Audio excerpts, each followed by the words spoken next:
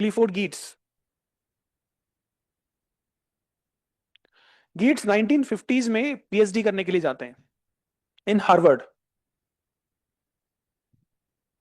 Under टालकोट Parsons. ठीक है, जब ये पीएचडी करने जाते हैं टालकोट पार्सन्स के अंडर, तो उस टाइम पे टालकोट पार्सन्स के कुलीग होते हैं क्लाइड क्लक्कोन। क्लक्कोन एंड एल क्रोबर, इन दोनों ने मिलकर एक बुक लिखी, उसका टाइटल था कल्चर। ये 1951 में पब्लिश हुई। उस टाइम पे वो पीएचडी करने गया हुआ था हार्वर्ड में पार्सन्स के अंडर। इस बुक में क्या था, 1871 टू 1950s और 51 तक जितने भी कल्चर की डेफिनेशन थी, उस सारों का कंपेंडियम था, एनालिसिस था। ठीक है, इसमें सारी डेफिनेशन थी, ऑल द डेफिनेशंस, मतलब ऑल मींस जितने भी वो कर सकते थे cover, all that they can think of. ठीक है, तो इसमें सारी डेफिनेशंस को सेग्रीगेट करके क्लासिफाई किया था कि कौन क्या कह रहा है, कौन सी डेफिनेशन बायोजेनेटिक है, कौन सी इवोल्यूशनरी है, कौन सी डिफ्यूजनिस्ट है, कौन सी हिस्टोरिकल है। अलग अलग तरीके से क्लासिफाई भी किया हुआ, तो you can find research papers on it, जो उसके ऊपर बुक रिव्यू वगैरह, it I will share some if you want. ठीक है, तो इन दोनों ने वो बुक लिखी थी। अब क्योंकि ये तो उनका कुलीग था, अब टीचर के पास तो टाइम होता नहीं है बुक पढ़ने का, क्लकोन ने ये बुक इसको दी, भाई रिव्यू कर दो। भाई ने, पीएचडी स्टूडेंट तो होते ही है काम करने के लिए, पढ़ो। तो गीट्स ने उस बुक को रिव्यू किया, and when he reviewed that book, he found कि सबने कल्चर को अपने ही नजर से समझा है। कोई दो लोग सेम तरीके से कल्चर को देख ही नहीं रहे हैं। Everyone is looking at culture from their own perspective, and everyone is claiming that I am saying it with full authority. So he came up with the you can say confusing notion. What is culture? He thought, what is culture then? So he thought that culture maybe is like a text. It's a text that everyone is reading and writing their interpretations.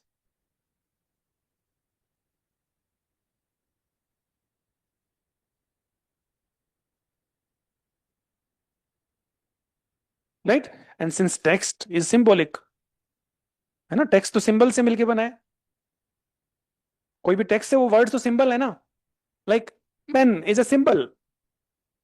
Pen word इसके लिए भी तो use हो सकता था, इसके लिए भी यूज हो सकता था, इसके लिए भी यूज हो सकता था, इसी को पेन क्यों बोल रहे हैं? तो सिंबॉलिक है, there is no connection between that, right? Symbol, symbolic है टेक्स्ट, उसको रीड किया हर एक स्कॉलर ने, और उसके बारे में अपने इंटरप्रिटेशंस लिखे।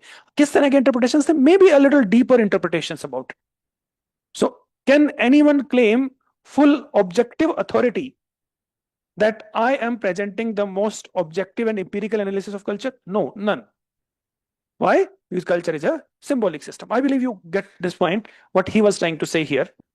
Now, यहां से क्या होता है, हार्वर्ड में ही गीट्स को बोला जाता है, एक कल्चर रिलेशंस प्रोग्राम चलाते हैं टालकोट पार्सन्स, उसमें भेजते हैं ये पार्सन्स कल्चर रिलेशंस प्रोग्राम में। जावा के अंदर वो प्रोग्राम चलना था, तो जावा में पार्सन्स तीन ग्रुप्स को भेजते हैं, एक सोशियोलॉजिस्ट, एक एंथ्रोपोलॉजिस्ट और एक psychologist.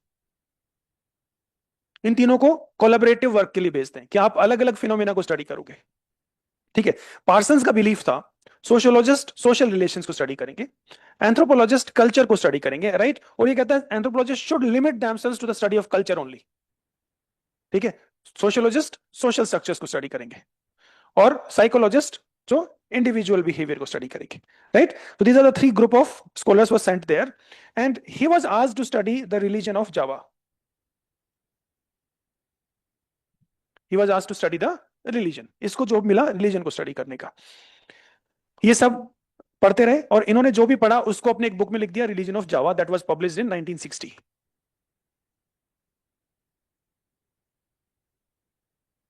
Right? So what he found in the Javanese religion, he found that there are three different types of religions in Java. The first one is the Abangan, right? That was a kind of syncretic religion of peasants, right? Second was Santri, that was Orthodox Islam. right? And third was Pariyai. This Pariyai is the religion of aristocratic class.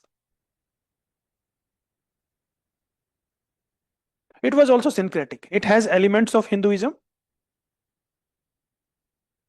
Buddhism, and maybe some elements of Islam as well. ठीक है, ये तीन religion इन्होंने study किया. Okay, done. अबंगन क्या है? Syncretic religion है. इसमें पीजेंट्स इस्लाम के साथ साथ ये एनिमिज्म को भी फॉलो करते हैं. इस्लाम, एनिमिज्म और कुछ पॉलिथिस्टिक बिलीफ्स भी हैं इनके अंदर. तो ये कोई एक सिंगुलर बिलीफ नहीं है, राइट? और इनका क्या है?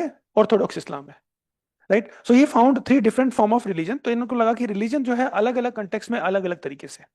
जो ये अबंगन वाले लोग हैं, ये इस्लाम के एलिमेंट्स में भी बिलीव करते हैं और ये अपने नेटिव एलिमेंट्स में बिलीव करते हैं. मतलब इस्लाम एक तो इनको पूरी तरह ट्रांसफॉर्म नहीं कर रहा है. Yes, some changes were brought in but not completely. एक टिपिकल इंसिडेंट भी वो बताते हैं. वो कहता है वहां की जो पॉलिटिकली डिवाइडेड है, लोग भी पॉलिटिकली काफी डिवाइडेड है. तो एक बारी क्या होता है कि एक बच्चे की डेथ हो जाती है. उस बच्चे की डेथ के ऊपर जो फ्यूनरल प्रेयर करने के लिए एक प्रीस्ट को जाना होता है, राइट? वो प्रीस्ट बेसिकली सांट्री से आता है. वो जब वहां जाता है तो उस बच्चे के घर के बाहर एक पॉलिटिकल पोस्टर लगा होता है. और वो पोस्टर लगा देखते ही वो कहता है कि मैं तुम्हारे यहाँ परफॉर्म नहीं कर सकता. मतलब उसने उस बच्चे का फ्यूनरल के लिए परफॉर्म नहीं किया. How that behaviour was driven driven वो सिंबल था उस पोस्टर के ऊपर, वहां से उसका बिहेवियर बदल गया, right? So religion is not a uniform thing that we see. It's symbolic, contextual, people interpret in accordance with the situations. Maybe on other times अगर वहां पोस्टर दूसरा होता तो शायद वो जो प्रीस्ट था उसको सही इंटरप्रेट करके उसका फ्यूनरल का प्रेयर कर देता, बट अभी नहीं किया. क्यों नहीं किया? क्योंकि पोस्टर अलग था. समझ में आया? तो रिलीजन एक यूनिफॉर्म चीज नहीं है, वो कंटेक्स्ट बेस्ड है. ये इसका ऑब्जर्वेशन था वहां पे. ठीक है. और पहली बात तो रिलीजन, कहीं पे भी रिलीजन एक कंप्लीटली यूनिफॉर्म चीज नहीं होती है. It has elements of Islam but it also has elements of animism, polytheism and many other forms of beliefs. ठीक है. अब एक और चीज जानते हैं. ये तो एक साइड हुआ. दूसरा साइड क्या है? गीट्स जब वहां पे गया था तो उस टाइम पे वो एक बुक पढ़ रहा था, Protestant ethic and the spirit of capitalism. That book was written by Max Weber. ठीक है. जब वो वहां पे गए थे स्टडी करने के लिए रिलीजन ऑफ जावा, तो he was reading the book Protestant ethic and spirit of capitalism, right? This was written by Max weber.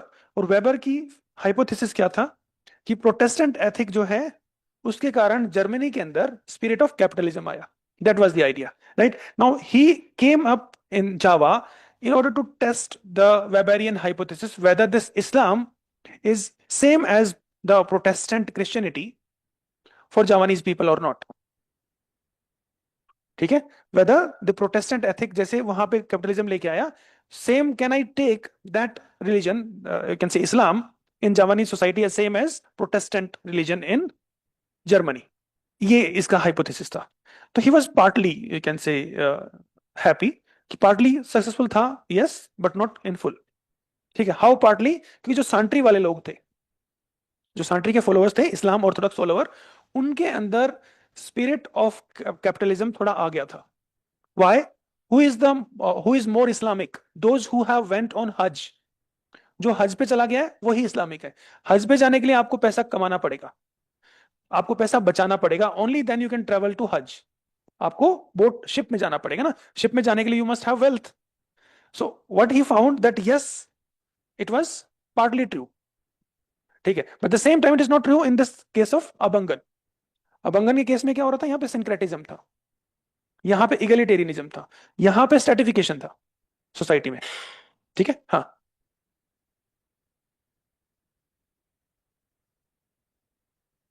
हम्म.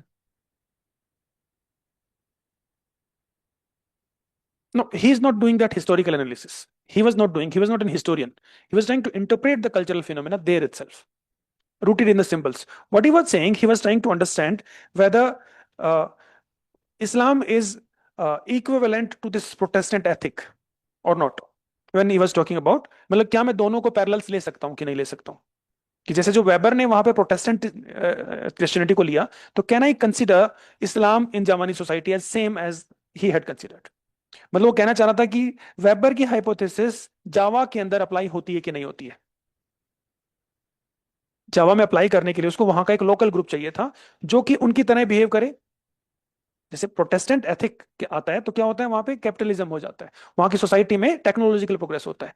ठीक है, कैथोलिक एंड प्रोटेस्टेंट दो ग्रुप्स हैं, प्राइमरली दो ग्रुप है। तो प्रोटेस्टेंट के अंदर सेविंग की हैबिट आ गई और उन्होंने कैपिटलिज्म को बूस्ट किया।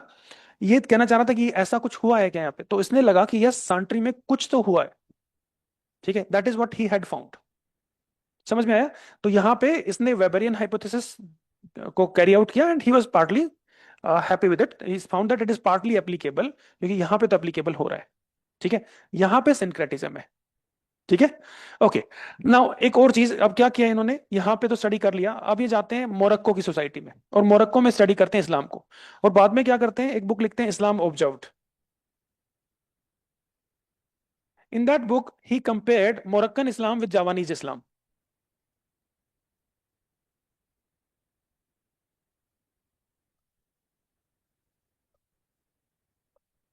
राइट, अब मोरक्को में इस्लाम अलग तरीके से बिहेव करता है, वहां पे सूफी सेंट और वहां का वर्शिप का तरीका बिल्कुल अलग था, जावानीज इस्लाम का बिल्कुल अलग था।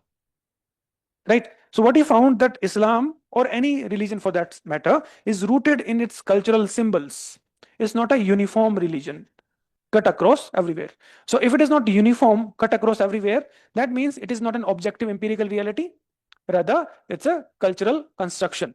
Different cultures have differently constructed Islam. ठीक है, तो ये इनका एनालिसिस था। हाँ, कुछ डिफरेंसेस इसका जवानीज इस्लाम और इसमें। तो जवानीज इस्लाम में जैसे हज में जाना और ये सब, उनमें सूफी जो कुछ सेंट थे, आई आई फॉरगॉट देयर नेम्स, एक बार देख लेना, नोट्स में मिल जाएगा। उनकी जो वो होती है, कई जगह पे उनके जो क्या बनाते हैं, वो दरगाह बनाते हैं, उसके ऊपर वर्शिप करते हैं। Sometime their footwears and all they are placed, so they people believe, एक पर्टिकुलर वर्ड है, I am missing that word, that's why I am not able to say, कि वो बिलीव करते हैं कि वो जो पूरी प्रीमाइस है जहां पे वो पर्टिकुलर इंसान की दरगाह है या कुछ है, उसमें ही एक काइंड ऑफ स्पिरिट है, काइंड ऑफ एक वाइब है, एनर्जी है, तो वहां से वो फील करते हैं। यहाँ वाले इस्लामिस्ट तो हमने देखा ही, सांट्री वाले, they believe in different form of rituals and all. एक बार मैं दोबारा देखूंगा, then I will tell you पूरा याद करके, नहीं तो आप नोट्स में देख लेना। ओके, सो आई बिलीव थोड़ा बहुत आइडिया लग गया होगा आपको कि इस्लाम को इसने कैसे देखा, है ना? ओके, और अगर हम गीट्स में बिलीव करते हैं तो गीट्स का आइडिया हिंदू पे भी लागू होता है फिर, क्योंकि Hinduism is not a uniform religion. In north India it behaves differently, rooted in its cultural symbolism. Northeast India it is different, South India it is different. If you go outside India you will find Islam, sorry, Hinduism is different. In Nepal is different. Nepal में जो animal sacrifice वगैरह चलता है काफी, है ना, big animals are being sacrificed. Okay, done. So differentiate between anthropological and psychological approaches to study of religion. Okay, which one is the psychological approach to the study of religion? Can I say that Tyler's approach is a psychological approach to study the religion? Because that is a criticism given by, I think, R.H. Lowy.